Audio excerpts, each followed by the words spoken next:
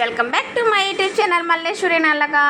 Friends, ఇవాళ మా ఆడపడుచు తన స్టైల్లో ఎంతో టేస్టీగా ఉండే నోరూరించే మటన్ తలకాయ రెసిపీ చూసేద్దామా? వచ్చేయండి.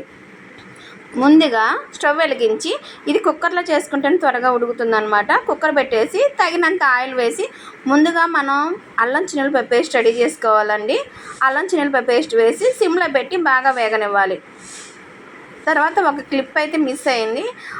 మనం ఒక పేస్ట్ రెడీ చేసుకోవాలి. ఆ పేస్ట్ ఏంటంటే 3 టమాటాలు, 4 పచ్చిమిర్చి, ధనియాలు, కొబ్బరి ముక్కలు, గసగసాలు ఇవన్నీ వేసి మనం మిక్సీ పట్టుకోవాలి. మెత్తటి పేస్ట్లా చేసుకోవాలన్నమాట. వాటర్ ఏం అక్కర్లేదు. ఇదే పేస్టు. టమాటాలో ఉన్న గుజ్జే మనకి వాటర్లాగా సరిపోతుంది అనమాట. ఈ పేస్ట్ కూడా వేసి బాగా సిమ్లో పెట్టి పచ్చివాసన పోయే వరకు వేగనివ్వాలి. మళ్ళీ ఒకసారి వినండి. 3 టమాటాలు, 4 పచ్చిమిర్చి, ధనియాలు, కొబ్బరి ముక్కలు, గసగసాలు ఇవన్నీ వేసి మనం మెత్తటి పేస్ట్లా మిక్సీ పట్టాలి. ఈ పేస్ట్ని వీటిలో వేసి సిమ్లో పెట్టి బాగా పచ్చివాసన పోయే వరకు వేగనివ్వాలి.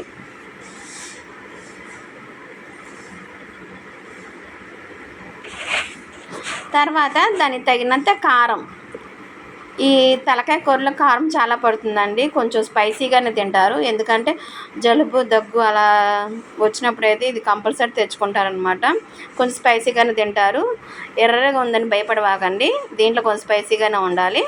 తగినంత కారం వేసి, తగినంత పసుపు, తగినంత కల్లుప్పు.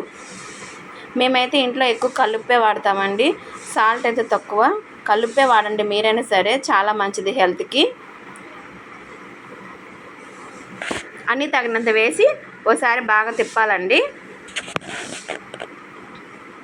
తర్వాత ముందుగా మనం కడిగి శుభ్రం చేసుకున్న మటన్ తలకాయ ఉంటుంది కదా, తలకాయ కాలు 2 వేసేసి దాంట్లో చక్కగా ఒకసారి మొత్తం కలిసేలాగా కలిపేసేయాలి. కలిపేసి ఒక 2 మినిట్స్ అలా వదిలేయండి.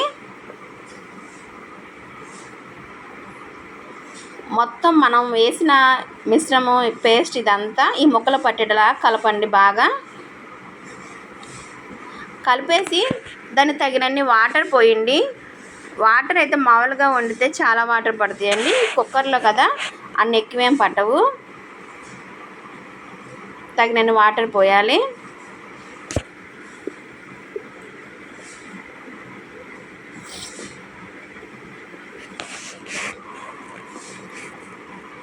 వాటర్ ఎక్కువ పడ్డాయి అన్నమాట. అయితే మేము కొన్ని వాటర్ అయితే తీసేసాము. ఇది ఎక్కువ కర్రీ ఉందన్నమాట. అందుకని 2 కుక్కర్లో 2 సార్లుగా వండాము. కొంచెం వాటర్ తీసి వేరే కూరలో వేసాము. తర్వాత ఈ కుక్కర్ మూత పెట్టేసి విజిల్ పెట్టేసేయండి. విజిల్ పెట్టేసి 10 కోతలు వచ్చేవారు కొంచెం నండి. 10 విజిల్ వచ్చాక చక్కగా ఇలా ఉడిపోతుంది. చాలా బాగుంటుంది. ఇంకా వేడి అన్నంలో ఈ రైస్ని కర్రీ చేసుకుంటే చాలా బాగుంటుంది. మా వీడియో నచ్చితే ప్లీజ్ సబ్స్క్రైబ్.